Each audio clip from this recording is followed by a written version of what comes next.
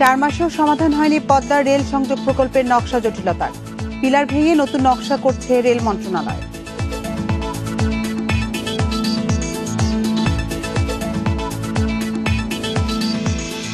বাজারে ভ্যাকসিন আসা মাত্রই দেশে আনা হবে, সংসদে জানালেন প্রধানমন্ত্রী। স্কুল খুলে ঝুঁকিতে ফেলা যাবে না শিশুদের।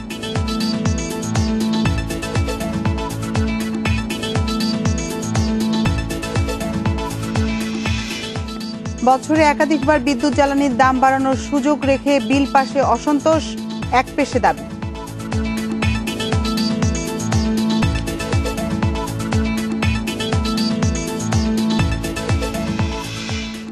জমে উঠতে শুরু করেছে রাজধানীর শীতবস্ত্রের বাজার। খুচরা ও পাইকারি দোকানে ভিড় করছেন ক্রেতারা।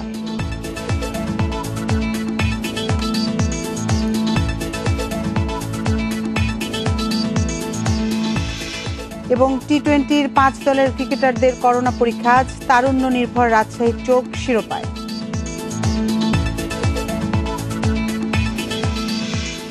স্বাগত ইন্ডিপেন্ডেন্ট সংবাদে, আপনাদের সাথে আছে আমি আতিফ আঞ্জুমান। শিরোনাম শুনছিলেন, চলে যাচ্ছে পুরো খবরে।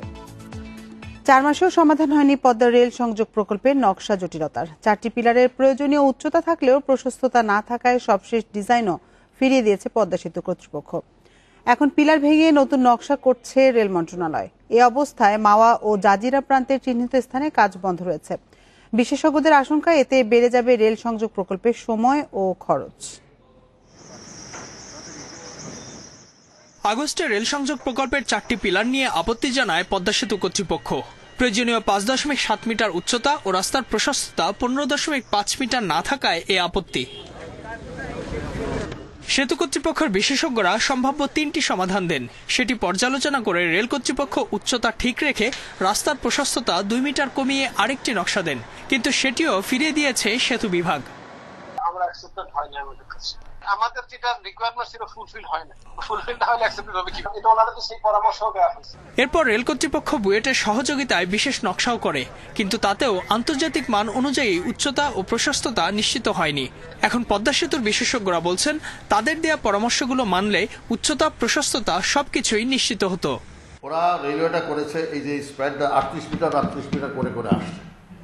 আমি বললাম যে এই এখানকার এই 338 114 মিটার, এটাকে 3টা না করে 4 ভাগ করো।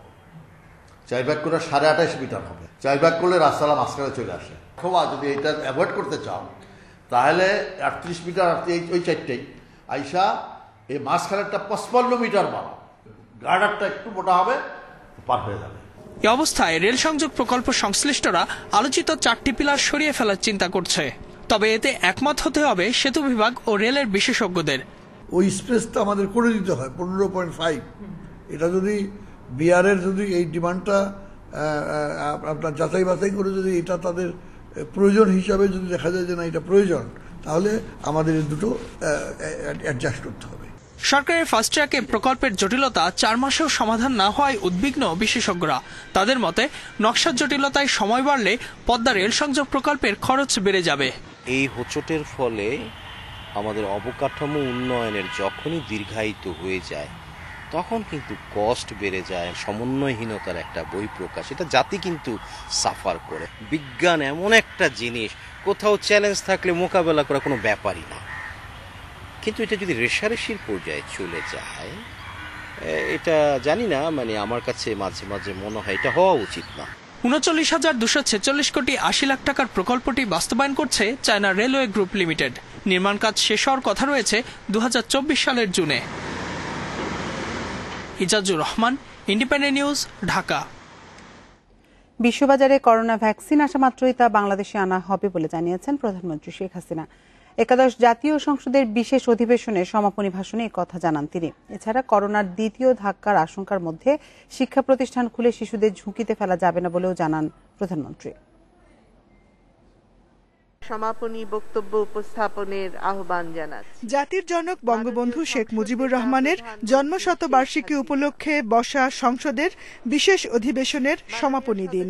এদিন সংসদে পাশ হয় মাদকদ্রব্য নিয়ন্ত্রণ সংশোধন ও মাদ্রাসা শিক্ষা বোর্ড বিল।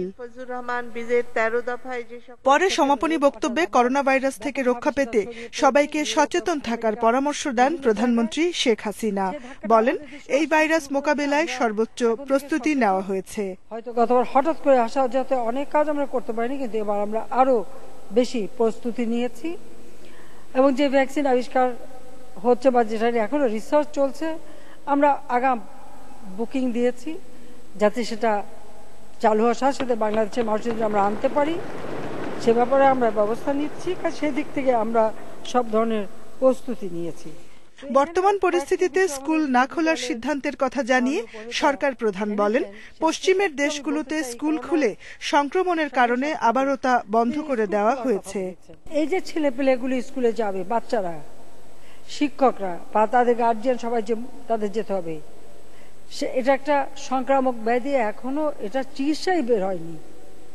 তারপর আমরা চিকিৎসা দিচ্ছি, মানুষ ভালো হচ্ছে, তো সেখানে এই ঝুঁকিটা আমরা ছেলে মেয়েদের জন্য কেন নেব? অধিবেশন শেষে প্রধানমন্ত্রীর পরামর্শেই শোনানো হয় জাতির জনক বঙ্গবন্ধু শেখ মুজিবুর রহমানের ভাষণ। এই দেশের মানুষ দুঃখী, না খেয়ে কষ্ট পায়, গায়ে কাপড় নাই, শিক্ষা আলোতা পায় না, রাত্রে একটু হারিকেন রাতে পায় না, নানা অসুবিধা মতো চলছে। Jahanara Parvin, independent news, Dhaka. কর্তব্য পালন করেছি আজ। জীবন ও সম্পদের সুরক্ষা নিশ্চিতে বিশ্ব নেতৃত্বকে কার্বন নিঃসরণ কমাতে সাহসী ভূমিকা গ্রহণের আহ্বান জানিয়েছেন প্রধানমন্ত্রী শেখ হাসিনা। বৃহস্পতিবার রাতে high level panel closing session of the UNFCCC's race to zero dialogue শীর্ষক অনুষ্ঠানে ভিডিও বার্তায় দেওয়া এক বক্তব্যে এই আহ্বান জানান তিনি। এবছর কোভিড মহামারীর মধ্যে বাংলাদেশ দুটি ঘূর্ণিঝড়ের পাশাপাশি দীর্ঘমেয়াদী বন্যার মুখোমুখি হয়েছে, যাতে ফসল ও ঘরবাড়ির ক্ষতিগ্রস্ত হয়েছে। এ প্রসঙ্গ উল্লেখ করে শেখ হাসিনা বলেন, বৈশ্বিক উন্নয়নের কারণে প্রকৃতিতে যে পরিবর্তন ঘটেছে তার কারণেই এগুলো হয়েছে। তিনি বলেন, বৈশ্বিক তাপমাত্রা ইতোমধ্যে প্রাক শিল্প যুগ থেকে প্রায় 1 ডিগ্রি সেন্টিগ্রেড বেড়েছে। প্যারিস জলবায়ু চুক্তি অনুযায়ী বৈশ্বিক তাপমাত্রা 1.5 ডিগ্রি সেন্টিগ্রেডের উপরে উঠতে দেয়া যাবে না। এদিকে বর্তমান পূর্বাভাস অনুযায়ী এই শতকের শেষ দিকে তাপমাত্রা বৃদ্ধি 4.5 ডিগ্রি সেলসিয়াসেরও বেশি হতে পারে। তাই এখনই পদক্ষেপ না নিলে পৃথিবী পুরোপুরি বসবাসের উপযোগী থাকবে না বলে আশঙ্কা জানান তিনি।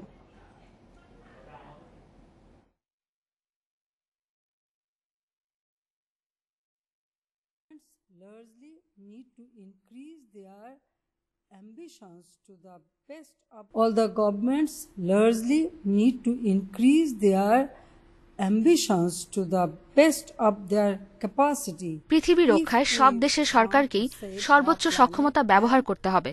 প্রাণ ও প্রাকৃতিক সম্পদ রক্ষায় কার্বন নিঃসরণ কমাতে হবে, আর এজন্য বিশ্ব নেতাদের নিতে হবে কার্যকর পদক্ষেপ। আর এ লক্ষ্যে চলতি বছরেই আমরা গুরুত্বপূর্ণ জাতীয় পরিকল্পনা নিয়েছি। বিশ্বকে বাঁচাতে কাল নয়, পদক্ষেপ নিতে হবে আজ থেকেই। The time to take action to save the planet is not tomorrow, it is today. ফেসবুকে ফলোয়ার 1,20,000, সে অ্যাকাউন্ট থেকে সুন্দরী তরুণীর মন চায়। ফেক অ্যাকাউন্ট বিশেষ অ্যাপে নারী কণ্ঠে কথা বলে মিডিয়া ব্যক্তিত্ব হিসেবে নিজেকে প্রতিষ্ঠা।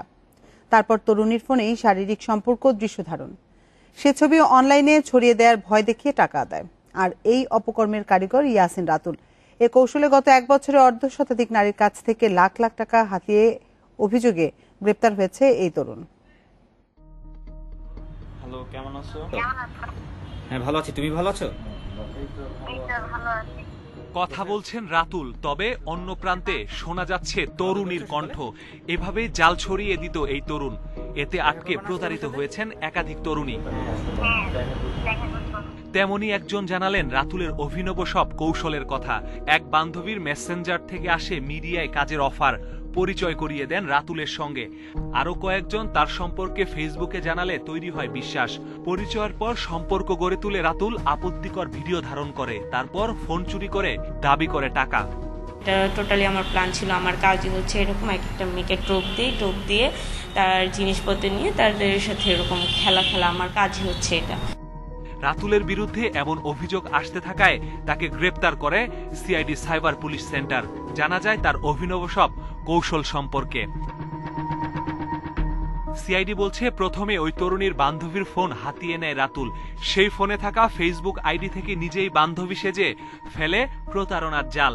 এরপর আরো 2 তরুণীর নামে ফেক আইডি খুলে নিজেই নিজেকে মিডিয়া ব্যক্তিত্ব হিসেবে পরিচয় করায়।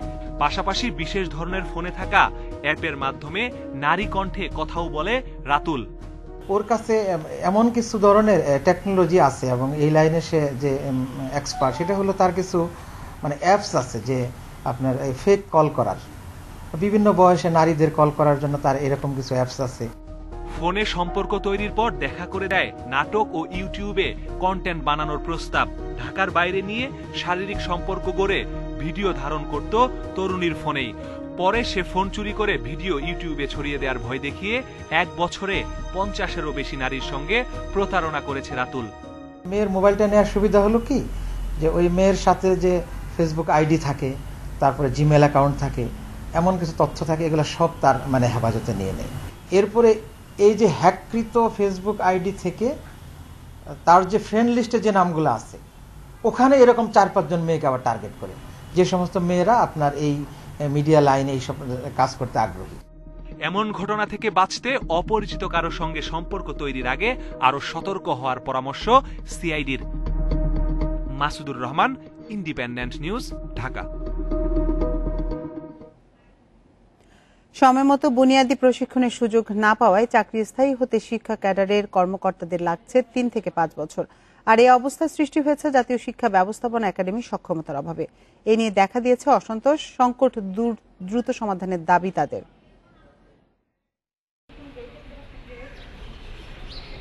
35তম বিসিএস এর শিক্ষা ক্যাডারের কর্মকর্তা সেলিম রেজা 2017 সালের মে মাসে চাকরিতে যোগ দিলেও তা স্থায়ী হয়নি এখনো। বুনিয়াদী প্রশিক্ষণের সুযোগ না পাওয়ায় এ ভোগান্তি। নিয়ম অনুযায়ী এই প্রশিক্ষণে অংশ নেয়ার কথা 6 মাসের মধ্যে। তবে জাতীয় শিক্ষা ব্যবস্থাপনা একাডেমি নায়েমের সক্ষমতার অভাবে এই অবস্থা।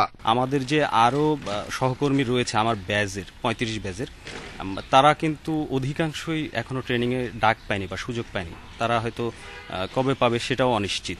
শিক্ষা ক্যাডার সংগঠন বলছে এই অবস্থা চলছে বছরের পর বছর। প্রশিক্ষণে দেরি হওয়ায় কর্মকর্তারা অন্যান্য ক্যাডারের থেকে পদোন্নতি, বেতন সহ সুযোগ সুবিধার দিক দিয়ে 5 বছর পিছিয়ে আছে। সেই সঙ্গে প্রশিক্ষণ ছাড়াই লম্বা সময় ক্লাস নিচ্ছেন তারা। বঞ্চিত হচ্ছে শিক্ষার্থীরা। যোগদানের 15 দিনের মধ্যে বুনিয়াদী প্রশিক্ষণের ব্যবস্থা করতে হবে।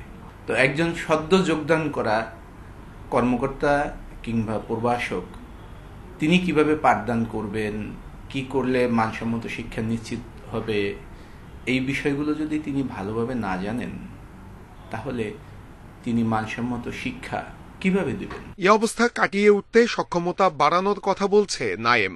ঢাকার বাইরে অন্য সংস্থাগুলোর ইনস্টিটিউটে নেওয়া হচ্ছে প্রশিক্ষণের ব্যবস্থা। নায়েমের যে প্রশিক্ষণ চলমান আছে তার বাইরেও আমরা তাদেরকে প্রশিক্ষণ দিতে পারবো এবং আমরা যদি পর্যাপ্ত অর্থ পাই আগামী অর্থ বছরে অর্থাৎ 2021 সালের মধ্যে আমরা আশা করি যে বুনিয়াদী প্রশিক্ষণের যে ব্যাকলগ সেই ব্যাকলগটা আমরা দূর করতে পারবো। শিক্ষা ক্যাডারের কর্মকর্তারা মূলত সরকারি কলেজে শিক্ষকতা করেন, সেই সঙ্গে মাধ্যমিক ও উচ্চশিক্ষা অধিদপ্তর, শিক্ষা বোর্ড সহ কাজ করেন শিক্ষা প্রশাসনে। পেশাগত নানা বৈষম্যে হতাশ শিক্ষা ক্যাডারের কর্মকর্তারা। এটিকে শিক্ষার কাঙ্ক্ষিত মানে পৌঁছার অন্যতম বড় বাধা হিসেবে দেখছেন সংশ্লিষ্টরা। তাই এ সমস্যার দ্রুত সমাধানের আহ্বান তাদের। নূরে আলম, ইন্ডিপেন্ডেন্ট নিউজ, ঢাকা। 14 দলীয় জোটে ভাঙন ধরেছে, এটি শুধুই গুঞ্জন বলছেন নেতারা। তবে জোটের কার্যক্রম নিয়ে অসন্তোষ রয়েছে অনেকের। তারা বলছেন এ জোট এখন অনেকটাই নিষ্ক্রিয়। এ নিয়ে নতুন করে ভাবা উচিত বলে মনে করে শরিক দলগুলো। 2005 সালে আওয়ামী লীগ 11 দল, জাসদ ও ন্যাপকে নিয়ে 14 দলীয় জোটের জন্ম। 2008, 2014 ও 2019 সালের জাতীয় সংসদ নির্বাচনে একসাথে জয় পায় এই জোট। দুবার মন্ত্রিসভাতেও জায়গা পেয়েছিল আওয়ামী লীগের শরিক সদস্যরা। আমি শেখ হাসিনা শেষবার মন্ত্রিত্ব না পাওয়ার পর থেকেই শরিক দলগুলোর সাথে আওয়ামী লীগের দূরত্ব বাড়তে থাকে। এখন একসাথে রাজনৈতিক কার্যক্রম নেই বললেই চলে। সরকারের বিভিন্ন কর্মকাণ্ডের সমালোচনা করার অধিকার আমাদের রয়েছে। দলকে কার্যকর করার ব্যাপারে বিভিন্ন দলের বক্তব্য রয়েছে, সরকারের বিভিন্ন কাজের সমালোচনা রয়েছে। এখন সেই কাজ থেকে যদি কেউ অপরাধ বলে গণ্য করে সেটা ভিন্ন কথা। গুঞ্জন উঠেছে কোনো কোনো শরিক দলের জোট ছাড়ার, কিন্তু এ নিয়ে নেতারা বলছেন ভিন্ন কথা। 14 দলীয় জোটও ঐক্যের ভিতরে আছে, প্রতিযোগিতায় আছে। 14 দল ছেড়ে যাওয়ার কোনো প্রস্তাব অনানুষ্ঠানিকভাবে এবং আনুষ্ঠানিকভাবে কেউই উত্থাপন করেনি। এগুলা নিছকই গুজব। জোট এগিয়ে নিতে নতুনভাবে চিন্তা করার বিকল্প নেই বলছেন নেতারা। আমি মনে করি পুরনো যে প্রাসঙ্গিকতা 14 দলের ছিল, সেই প্রাসঙ্গিকতা এখন আর কার্যকরী নাই। এখন নতুনভাবে পর্যালোচনা করে, নতুনভাবে চিন্তা ভাবনা করে এটা করতে হবে। এবং এখানে প্রধানত প্রত্যেক দলেরই নিজস্ব এই পরিস্থিতিকে অ্যাসেসমেন্ট করার বিষয় আছে। আমার দলও সেটা করবে। জোটের প্রধান শরিক আওয়ামী লীগও শরিক দলের জোট ছাড়ার গুঞ্জনকে উড়িয়ে দিচ্ছে। না, আমি মনে করি না যে 14 দলের সাথে আমাদের ওরকম কোনো বড় এই মুহূর্তে তাদের সাথে আমাদের পার্থক্য রয়েছে। ছোটখাটো থাকলেও সেটা আমরা আশা করি যে গোছাতে পারবো। 14 দলের কোনো দলই 14 দলীয় ঐক্য জোট থেকে ছুটে যাবে, এটা আমি কিছুতেই মনে করি না। এই নেতা বলছেন, মুক্তিযুদ্ধের আদর্শ, সাম্প্রদায়িকতা বিরোধী রাজনীতির স্বার্থেই 14 দলীয় জোটকে টিকিয়ে রাখা হবে। শাহাদাত স্বপন, ইন্ডিপেন্ডেন্ট নিউজ, ঢাকা।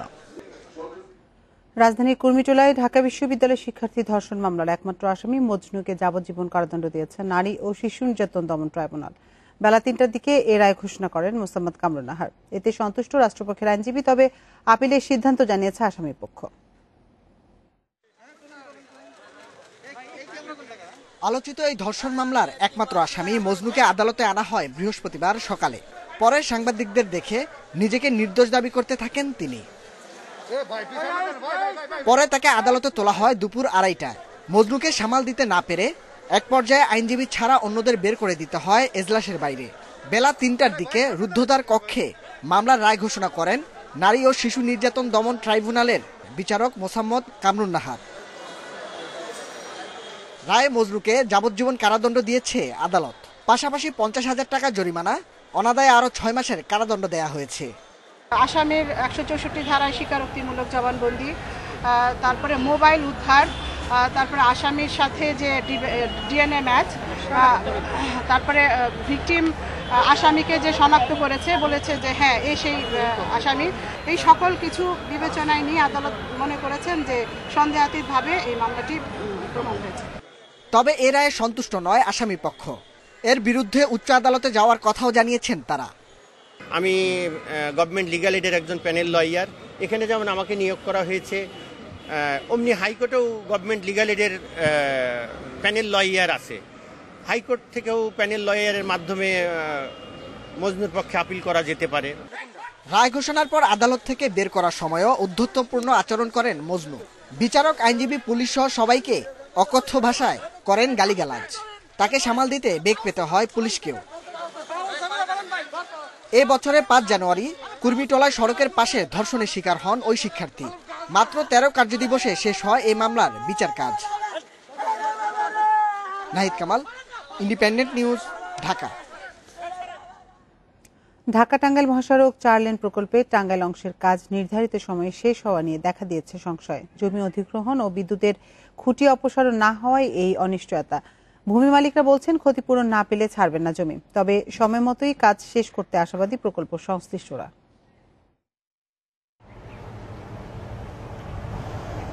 ঢাকা টাঙ্গাইল মহাসড়কে গাজীপুরের জয়দেবপুর থেকে টাঙ্গাইলের এলেঙ্গা পর্যন্ত 4 লেন প্রকল্পের কাজ শুরু হয় 2015 সালের ডিসেম্বরে। এর দৈর্ঘ্য 70 কিলোমিটার। কাজ শেষের মেয়াদ ছিল 2019 সালের ডিসেম্বরে। নানা জটিলতায় এই মেয়াদ বাড়ানো হয় কয়েক দফা।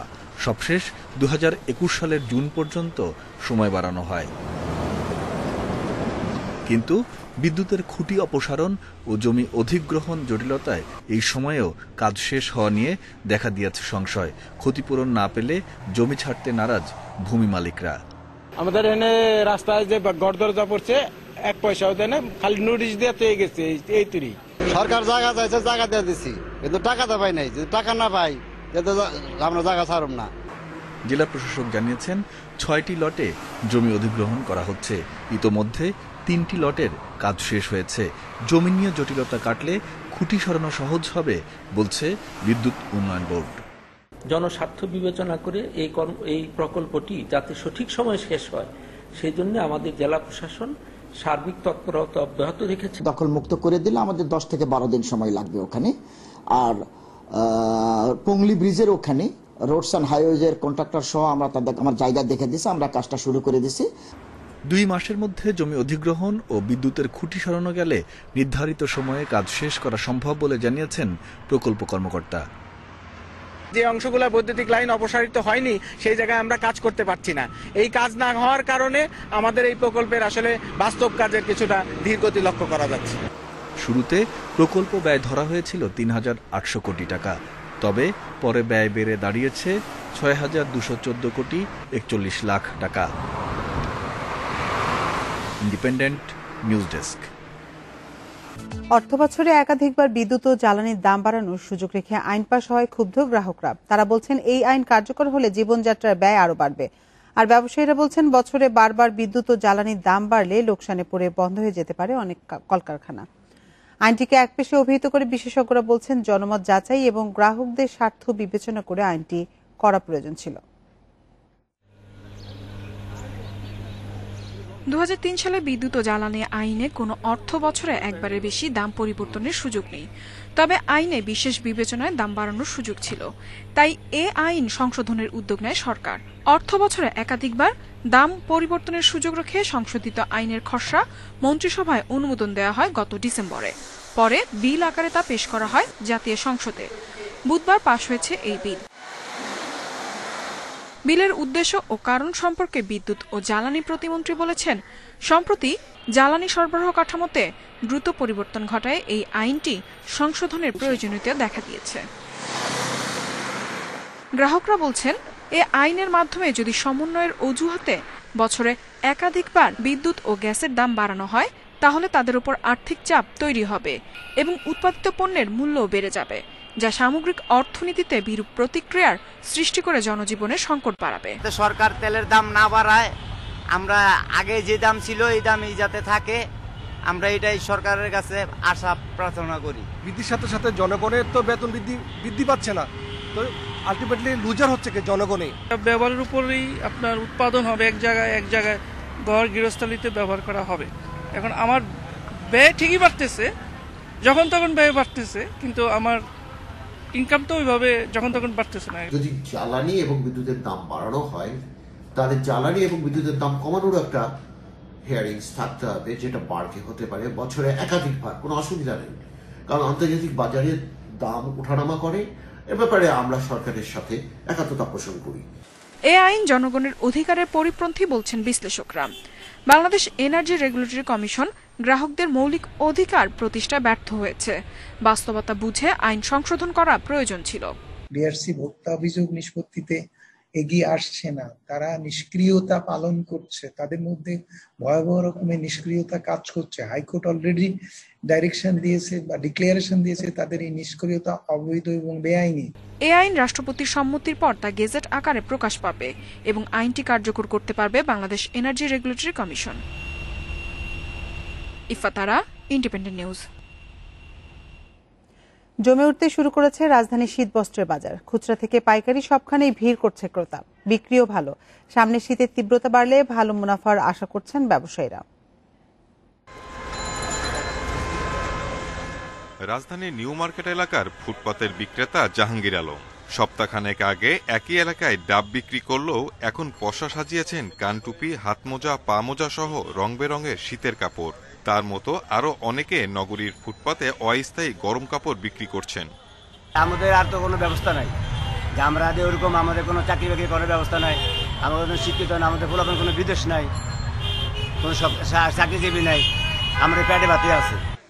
সময় যত গড়াচ্ছে শীতের আঁচও ভালোভাবে বোঝা যাচ্ছে। গরম কাপড়ের জন্য জনপ্রিয় রাজধানীর বঙ্গবাজার।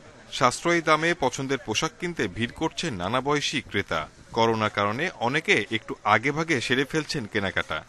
এবার আসলে শীতের পকেটটা আস্তে আস্তে বাড়তেছে, এই কারণে এই শীতের কাপড় কেনার জন্য আসছে। নিজে কিনবো, অন্যজন কেউ কিনে দেব। দাম দরটা একটু এখন বেশি বেশি চাচ্ছে, কারণ হয়তোবা এখন চাবে হয়তোবা শেষ সময়ে একটু কমে সেল করে দেবে। গরম পোশাকের পাশাপাশি চাহিদা বেড়েছে কম্বলের। দেশি বিদেশি নানা নকশার কম্বল পাওয়া যাচ্ছে মানভেদে 150 থেকে 1000 টাকার উপরে। এখন তো মাত্র শুরু, এখনো কিছুই বলা যাচ্ছে না, তবে এখানে তো হিউজ কালেকশন, এই আর কি দেখতেছি, দেখা যাক, ভালো লাগলে নিব। কিছু কিছু মালের রেট কম, আর কিছু কিছু মালের রেট একটু বেশি। বাজারে চাহিদা মানে এটা পর্যাপ্ত পরিমাণ আছে, চাহিদা একটু কমে গেছে, রেটটা কমে গেছে। আর যেগুলো মার্কেটে অ্যাভেলেবেল নাই, কম, ওই রেটটা অটোমেটিকলি গোড়া গোড়াতে বাড়াই দিছে, আমরা অটোমেটিক 10-20 টাকা বাড়াই দিতেছি। বিক্রেতাদের দাবি, শীত জেকে বসলে আগামীতে বিক্রি আরো বাড়বে। রাজধানীর সব ফুটপাত থেকে বিপণী বিতানে এখন শোভা পাচ্ছে শীতের গরমের কাপড়। করোনা কারণে 2 ঈদ আর পূজায় সেরকম ব্যবসা না হয় শীত মৌসুমে সে ক্ষতি পুষে নেওয়ার প্রত্যাশা ব্যবসায়ীদের।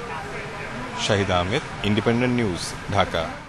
সুপার ব্র্যান্ড স্বীকৃতি পেল বেক্সিমকো ফার্মা সহ দেশের বেসরকারি খাতের 40 প্রতিষ্ঠান। বৃহস্পতিবার সন্ধ্যায় এক ভার্চুয়াল অনুষ্ঠানে বিজয়ী প্রতিষ্ঠানগুলোর নাম ঘোষণা করা হয়। ভার্চুয়াল এই অনুষ্ঠানের প্রধান অতিথি ছিলেন প্রধানমন্ত্রী বেসরকারি শিল্প ও বিনিয়োগ উপদেষ্টা সালমান এফ রহমান। তিনি বলেন, আর্থিক ও সামাজিক সূচকে বাংলাদেশ অনেক উন্নতি করেছে, বেসরকারি খাতের সফলতাও বেড়েছে। এসব সফলতার গল্প তুলে ধরা প্রয়োজন বলে মন্তব্য করেন Salman F Rahman.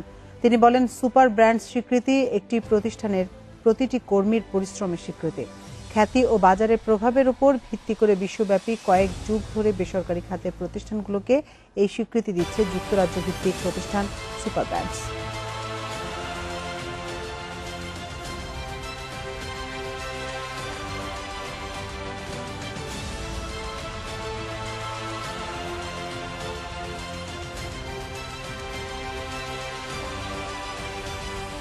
Bangladeshi's brands are known internationally.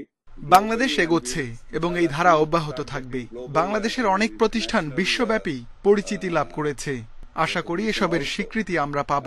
আপনাদের এই উদ্যোগ বাংলাদেশের ব্র্যান্ডিং এ অনেক অবদান রাখবে।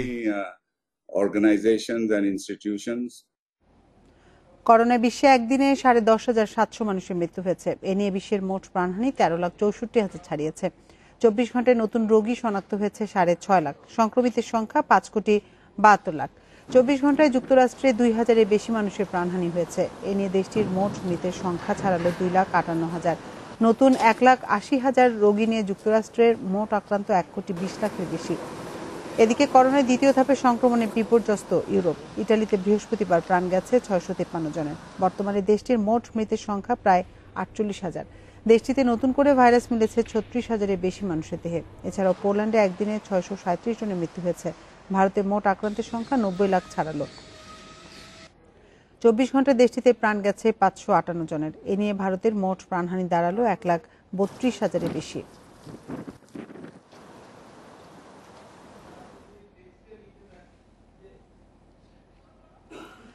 বঙ্গবন্ধু টি-20 কাপে বাড়ছে কোভিড প্রোটোকল নিয়ে তোড়জোড়। 21 নভেম্বর জৈব সুরক্ষা বলয়ে প্রবেশ করবেন ক্রিকেটাররা। তার আগে আজ কোভিড পরীক্ষা হবে 250 জনের। এর মধ্যে ক্রিকেটার ও ম্যাচ সংশ্লিষ্টদের 3 ক্যাটাগরিতে ভাগ করেছে মেডিকেল টিম। পরীক্ষায় নেগেটিভ হয়েই তারা প্রবেশ করবে সুরক্ষা বলয়ে। মুস্তাফিজ তাসকিনদের এই গতির ঝড় বাস্তব কিছু নয়, মূল আয়োজন রূপালী পর্দার জন্য। টুর্নামেন্ট প্রোমো তৈরিতে সময় দিয়েছেন আশরাফুল, ইমরুলরা। সুযোগ পেয়ে কেউ কেউ সারলেন বিহাইন্ড দ্য সিনের কাজ। বাস্তবে লড়াই এত ঢিলে ঢালা নয়। লড়াইয়ের বাইরে আরেক লড়াই আয়োজকদের। ব্যাপক তার পরিসর। গ্রাউন্ডসম্যান, ব্রডকাস্টিং বিশেষজ্ঞ থেকে শুরু করে পরিচ্ছন্নতা কর্মী, গুরুত্বপূর্ণ সবার ভূমিকা। টি-20 কাপ শুরুর আগে সবাইকে জৈব সুরক্ষা বলয়ে নিয়ে আসার চ্যালেঞ্জ মেডিকেল টিমের। সে লক্ষ্যে শুক্রবার কোভিড পরীক্ষা হবে 250 জনের। আপাতত ক্রিকেটার, ব্রডকাস্টার ও গ্রাউন্ডসম্যানদের 3টি ক্যাটাগরিতে ভাগ করেছে মেডিকেল টিম। 25-26 এরকম, কোন টিমে 25, কোন টিমে 26।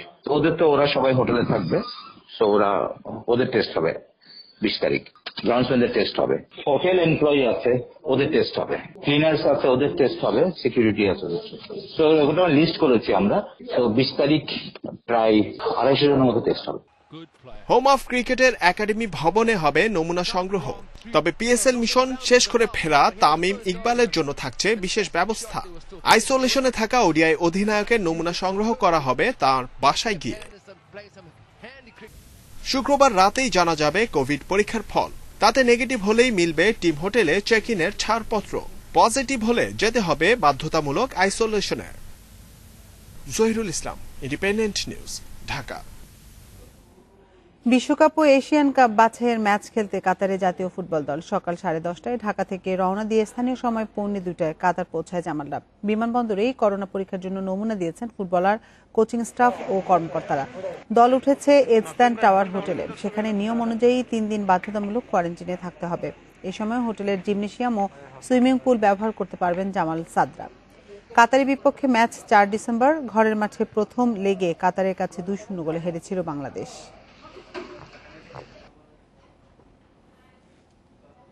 এই ছিল এখনকার সংবাদে। ইন্ডিপেন্ডেন্ট টেলিভিশনের সব খবর আরো বিস্তারিত জানতে চোখ রাখুন ফেসবুক, ইউটিউব এবং টুইটারে।